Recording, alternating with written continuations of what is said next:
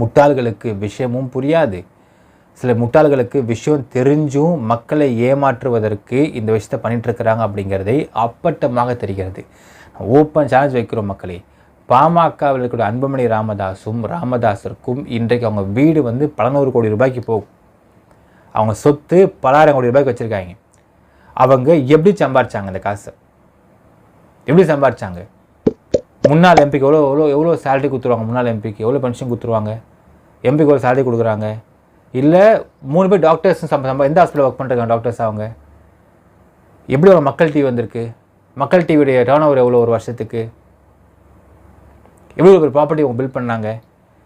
இன்று பாமக அன்புமணி ராமதாஸ் அவர்களும் இவர்கள் உள்ள இத்தனை சொத்துக்களும் எப்படி சம்பாதிச்சாங்கன்றதை வெள்ளை அறிக்கை வெளியிடுவாங்களா?